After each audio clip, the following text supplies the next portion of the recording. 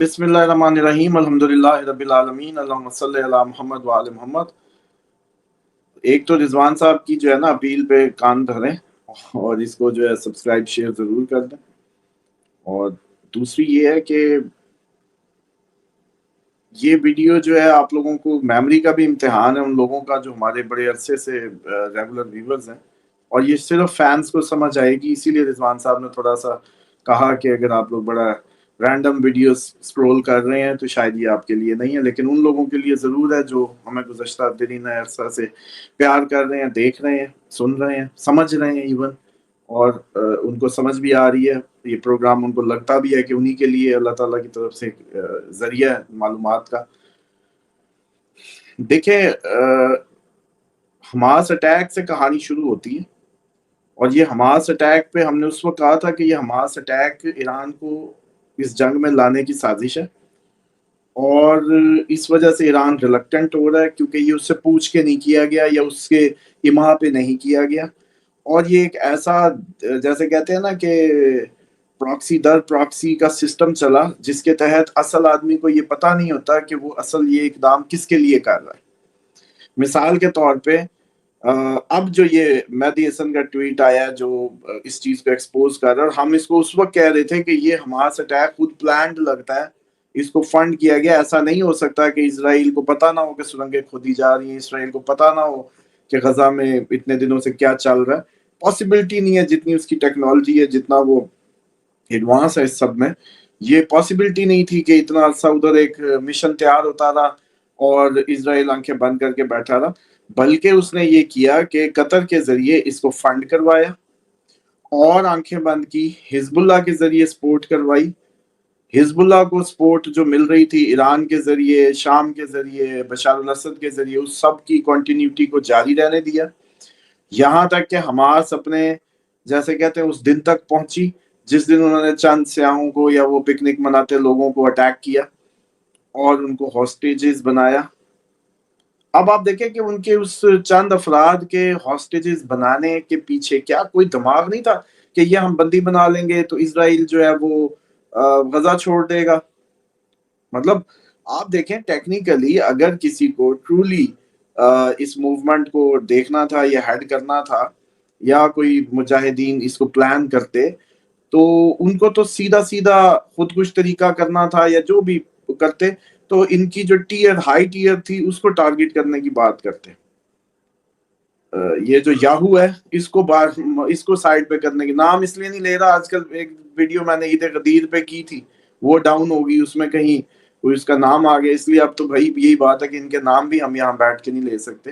تو بہرحال یاہو جو ہے اس کو ڈائریکٹ ٹارگٹ کرتے، اس کو ہٹاتے، اس پہ حملہ ہوتا جیسے کہ اس نے ایران پہ کیا، جیسے کہ اس نے اس کی جو ٹاپ لیڈرشپ کو نشانہ بنایا، جیسے اس نے ادھر کے جو ٹاپ ہیڈ سے جیسے جنرل قاسم اور باقی صدر اور باقی ان کی لیڈرشپ، یا اب بھی صدر نے جیسے ایکسپوز کیا کہ میں بھی زخمی ہوا ہوں۔ اصل اگر کسی نے کچھ کرنا ہو تو وہ یوں ٹارگٹ کرتا ہے، یوں نہیں کرتا کہ سیاحوں پہ جا کے ٹارگٹ کرے، اس کا مطلب ہوتا ہے کہ اس کا مشن کوئی اور ہے۔ اچھا اب اس کا نتیجہ ہم دیکھتے ہیں کہ جی اس کے پیچھے جو اتنے باحکمت جو دماغ تھے انہوں نے حاصل کیا کیا۔ نمبر 1 گول جو اچیو ہوا حماس اٹیک سے، اس ٹائم تک 60-70 ہزار فلسطینی شہید ہو چکا ہے، غزہ ملبے کا ڈھیر بن چکا ہے، غزہ کی ساحلی پٹی پہ قبضہ، غزہ پہ قبضہ، لوگ دربدر، ان کو وہاں سے موو کرنے کے لیے نئے ٹاؤن اور نئے علاقوں کی کیمپنگ کی اسکیمیں، کبھی مصر میں کبھی انڈونیشیا میں شفٹ کرنے کی باتیں۔ نمبر 1۔ نمبر 2 حزب اللہ کا صفایا، ٹاپ لیڈرشپ ختم، حزب اللہ انڈر گراؤنڈ، انتہائی ویکر، اور اباؤٹ ٹو اینڈ کہہ لیں اس کو کہ اس کی اب تک کھڑا ہونا اس کا مشکل۔ تیسرا ہدف شام میں بشار الاسد تبدیل، شام میں حکومت تبدیل، جو نئی حکومت آئی وہ کوئی جیسے کہتے ہیں کہ انہی کی تھی جس کو وہ ملا، کس کو ہے؟ امریکنز، ٹرکی، سعودی، قطری، ان سب کو ملا وہ۔ اور اب اس ٹائم جو اندر کے دوسرے گروپ پالے گئے تھے وہ بھی کھڑے ہو رہے ہیں، اور خود اسرائیل بھی اٹیک کر رہا ہے شام پہ۔ اس کے بعد تیسرا ایران اٹیک ہو گیا، ایران کی ٹاپ لیڈرشپ اڑ گئی، ایران کے اندر جتنا برے طریقے سے بمباری کی گئی، ایران کا جو ایک اپنا ایک جو امیج تھا، لوگ تھے، ان کو ایک کلیئر میسج چلا گیا۔ ایران نے جواب میں کتنا مار لیا، ایران نے جواب میں کیا ڈیمیج کیا، ایک قطر پہ ایک جگہ پہ ایک مریل سا میزائل، ٹھیک، جس کی وجہ سے لوگوں کے دماغوں میں جو لیڈرشپ ہے، جو لیڈر ٹھیک ہے وہ خوشیاں منائے، وہ تو ہم بھی منا رہے ہوتے ہیں، جیسے کہتے ہیں کہ وہ تو جیسے کہتے ہیں نا 47 والا بھی، فارم 47 والا بھی دھمال ڈال ہی رہا ہوتا ہے کہ الیکشن جیت گیا ہوں میں، اسی طریقے سے ایرانیوں نے بھی اس کو سیلیبریٹ کیا۔ لیکن اسرائیلی ڈیتھ ٹرول کیا آیا، ہمارے جی 9 سویلین مارے گئے ہیں، 9 سویلین، ادھر کیجویلٹی کا ریٹ دیکھیں، ادھر دیکھیں۔ اچھا اس دفعہ بلڈنگیں ہوئی، ضائع ہوئی، آئرن ڈوم گیا، آئرن ڈوم کی جو وہ ایک دھاک بیٹھی تھی وہ ضرور کمپرومائز ہوئی۔ ہاں اب آ جائیں یمن، یمن کے انصار اللہ کا اچھا خاصا جو نقصان ہوا، ان کو ویک کیا گیا، ان کے میکسیمم پورٹس، میکسیمم جگہوں پہ حملے کیے گئے۔ انصار اللہ کا رفت جو تھا سعودیہ سے تھا، اوورآل یہ سب شیعہ بیلٹ تھی، سارے یہ شیعہ جو ہے وہ اسکول آف تھاٹ کے لوگ تھے، اور ان کا جو مقابلہ تھا سعودیہ، قطر یا جو باقی عرب ممالک، ان عرب ممالک کا پورا ہدف پورا ہو رہا ہے، اسرائیل کی شکل میں ہو رہا ہے، اسرائیل کے ہاتھوں سے ہو رہا ہے، مارا کون جا رہا ہے؟ شیعہ۔ اور اس کے بعد وہ ہدف جب پورا ہوتا ہے تو اس وقت جو صورتحال ہے وہ یہ ہے کہ ابھی تک اسلامک رجیم باقی ہے، اس وجہ سے جنگ بند نہیں ہوئی، سیز فائر عارضی ہے، جب تک اسلامک انقلاب کا جیسے کہتے ہیں کلا کما نہیں کرتے، انہوں نے انٹرونشن نہیں کرنی۔ جس دن خامنائی صاحب یا اسلامی انقلاب جس کو خطرہ لگتا ہے، ایسا محسوس ہوتا ہے کہ وہ تھریٹ میں ہے، اگر وہ اتر گئے یا چینج ہو گیا، آپ دیکھیے گا یہ سارے ملک فوراً غزہ پہنچ جائیں گے، کیونکہ مشن اوور ہو جائے گا۔ لیکن اگر یہ مشن اوور نہیں ہوتا تو اب ایک ہدف ہے کہ شام کے ذریعے ترکی آگے آ جائے، جو ہم نے کہا تھا شام میں رفٹ آئے گی تو ترکی انوالو کیا جائے گا، ترکی آتا ہے۔ اچھا اب اس سے یہ سارے جو اہداف ہیں، ان میں سے ایک ہدف بتا دیں جو سوٹ کیا ہو حماس کو یا غزہ کو، تو یہ ایک تو ہونا چاہیے نا کہ جی کچھ کامیابی، نو کامیابی، اپنا ہزاروں، مطلب ان کے 20-25-100 اگر بندی بنا لیے، 70,000 بندہ اپنا مرا لیا، مطلب سر دماغ کام کرتا ہے۔ 1200 انہوں نے 1200 بندہ مارا ہے ان کا، اسرائیل کا، انہوں نے آپ کا 70,000 مار دیے ہیں، مطلب اور اس کے بعد جو ارد گرد باقی ڈیمیج کنٹریز کی رجیم چینج، تو اس کو سمجھنے کی ضرورت ہے۔ اب سمجھیں کہ ایران اس غزہ کو اس طریقے سے، جیسے ہم اس دن میں دماغوں کو ہلانے کے لیے چھیڑتا ہوتا ہوں عموماً، جب میں کہتا ہوں کہ ہاں جی آپ لوگ جو اچانک ایران پہ خوش ہونے لگ گئے کہ ایران ہمارا بھائی ہے، تو میں نے کہا آپ تو غزہ والے پھر بھی مارے جا رہے ہیں، بھائی کدھر ہے؟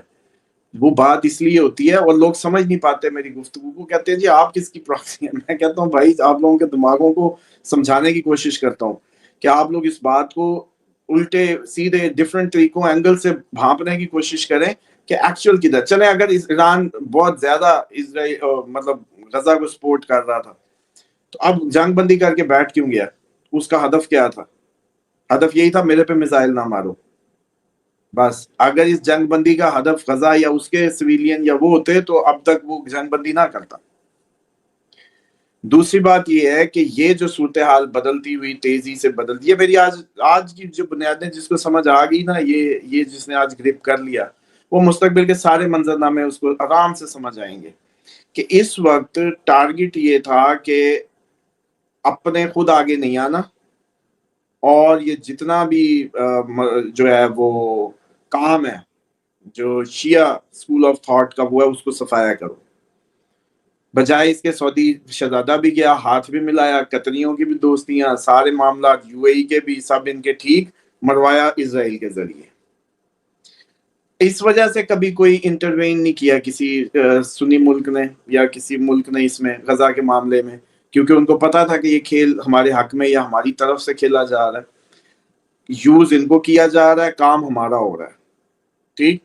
اب آ جائیں اگلے سٹیپ پہ کہ ترکی کی انوالومنٹ شام میں اب کروانے کے چانسز ہوں گے، کیونکہ ترکی بھی تو خلافت کا دائی تھا، ترکی بھی تو بادشاہوں کو کہتا تھا کہ 100 سال پہلے یہ سارا علاقہ میرا تھا، وہ جو اس کا معاہدہ تھا 100 سالہ وہ 2024 میں ختم ہو گیا. اب ترکی بھی نہیں پسند اس وقت. اس وجہ سے ٹرمپ کو اتنے تحفے دیے گئے، قطریوں نے، سعودیوں نے، یو اے ای نے، یہ سارا جو مال اتنا پھینکا گیا تھا، یہ جو اپریسیشن تھی یہ کسی اور چیز کی فی تھی. جیسی پھر وہ اڑا، یمن پہ کیسے امریکہ نے بمباری کی، اور بعد میں چپ کر کے اس نے کہا بھی میں نے شو اپنا دکھا دیا، پیسے پورے کر دیے آپ کے. اس کے بعد آپ یہ دیکھیں کہ نیکسٹ فیز میں جب یہ آتا ہے معاملہ، تو ترکی کو اب اندر کے انتشار کا بھی سامنا ہے. ترکی کو شام میں بھی ہاتھ ملوایا، ادھر بھی اس کی انٹرونشن ہے. اس کے ذریعے سے ترکی کو لپیٹنا ٹارگیٹ ہے. اگلا نشانہ ترکی ہے کسی بھی ذریعے. اچھا، اب دو رہ گئے ہیں، ایک ترکی کا آنا اور ایرانی حکومت کا تبدیل ہونا. یہ جب تک نہیں ہوتے یہ جنگ جاری ہے. اب آ جائیں سیم نیٹو یوکرائن میں کیا کر رہا ہے. نیٹو کی بیسیکلی جو ٹاپ ہیڈ ہے وہ ہے امریکہ، اس کے بعد یو کے، اس کے بعد فرانس. یہ وہ پرانے جنگ عظیم دوم کے ملک ہیں جو رشین اینیمیٹی کو بڑا واضح طور پہ محسوس کرتے ہیں. اور اب جو بھی جیسے کہتے ہیں کرنا پڑے، انہوں نے یہ پلان کیا کہ یوکرائن کو اپنے نیچے لگاؤ، یوکرائن کو بناؤ بلی کا بکرا، اس سے کو تمہیں نیٹو میں شامل کرتے ہیں اور اس کے ذریعے رشیا سے لڑا دو. اس کو گیم ایسی بچھائی گئی کہ یوکرائن کو پتہ ہی نہیں چلا کہ وہ ایکچولی اس کی اپنی جنگ نہیں تھی. وہ اس کے علاقوں سے زیادہ بندہ مرا لیا، زیادہ فوجی مرا لیا، زیادہ نقصان. اب ہو کیا رہا ہے؟ ہو یہ رہا ہے کہ اسلحہ چل رہا ہے یوکرائن کے نام پہ، بل بن رہا ہے، جو قرضہ چڑھ رہا ہے وہ بھی یوکرائن پہ، دشمن مر رہا ہے نیٹو کا، دشمن کمزور ہو رہا ہے نیٹو کا، بل چڑھ رہا ہے، قرضہ چڑھ رہا ہے اس پہ، یوکرائن پہ. اور یوکرائن اب کہہ رہا ہے کہ بھائی مجھے فوجی دو، میرا فوجی کم ہو گیا ہے. اب یہ کہہ رہے میزائل لو، ماسکو پہ مار لو گے میزائل، واردات چیک کریں. یہی ٹرمپ ایک دن میں بند کرانے آیا تھا، میں نے کہا تھا نہیں کرا سکے گا. اچھا، اس کے بعد جنگوں کو بڑھا دے گا، اس کے ہاتھوں پہ بڑا خون نظر آتا ہے. اور اس کا رویہ دیکھیں آپ، اب میزائل پہلے دے دیے اور آج کا تھا بھیج چکے.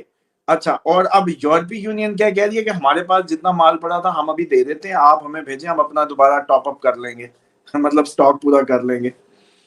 اور جو میں پچھلے دنوں سے کہہ رہا تھا کہ ابھی یوکرائن پہ یہ جو نیٹو ہے ایک بہت بڑا حملہ پیوٹن کو اینڈ کرنے کے لیے کرنے والا ہے.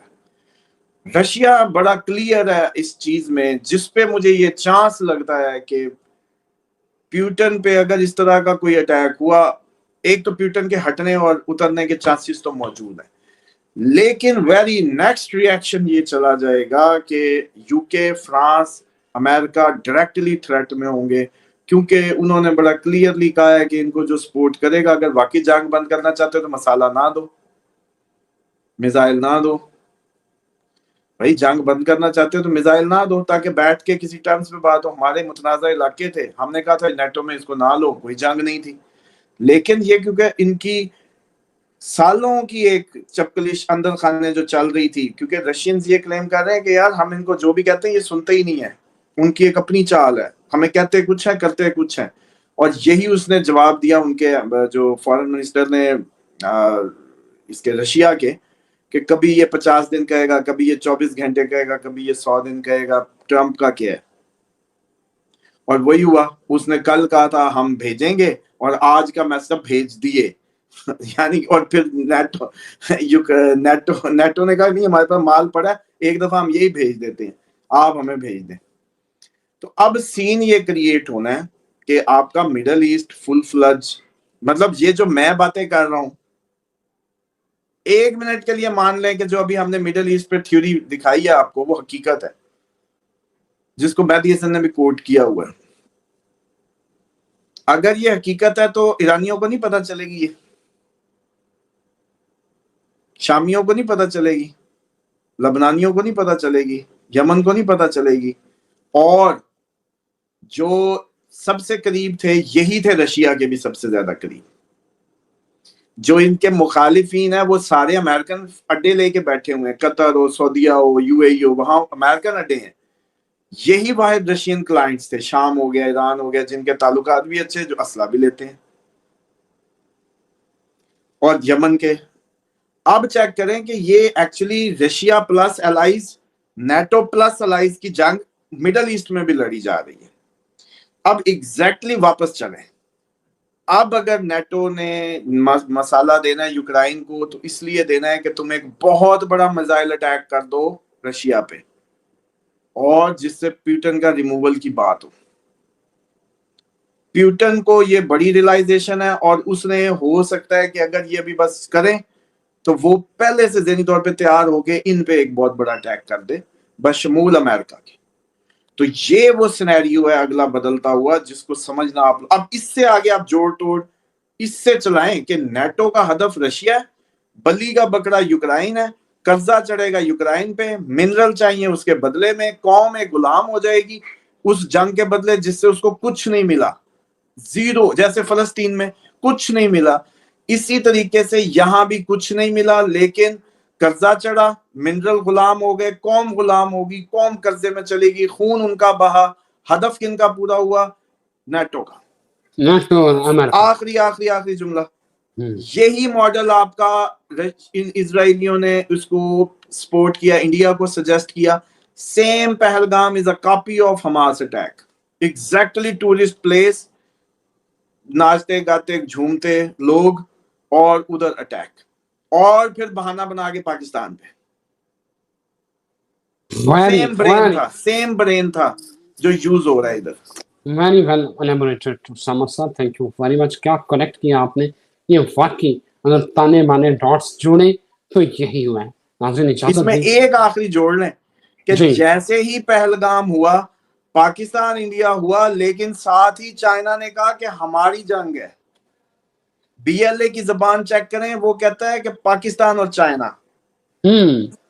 اور جیسے جے ایس وکرانت ادھر سے، ان کا وہ کیا نام تھا، آئی ایس وکرانت کے، جو بیڑا موو کیا ہے، چائنا کے بیڑی بیڑے میں نے آپ کو کہا تھا پیچھے سے آ جائیں گے. اور اب انڈیا کی نیوز چیک کریں، وہ کہہ رہے ہیں کہ سپائی جہاز انڈیا کے قریب سمندروں میں پائے جا رہے ہیں جو انڈین نیوی کی سپائنگ کر رہے ہیں. اور ہمیں میں نے کہا تھا یہ پیچھے سے چائنا ادھر سے گھیرے گا، اور ادھر سے آسام والی سائڈ، اور سیم بنگلہ دیش والی سائڈ سیم. تو یہ پورا خطہ ابلنے کو ہے. اب مذاق کسی کو لگتا ہے وہ جی شوگر لگائے ہوئے خوراک کٹھی کر لو، انتظام کر لو، وہ ہم پاگل ہی لگتے ہیں.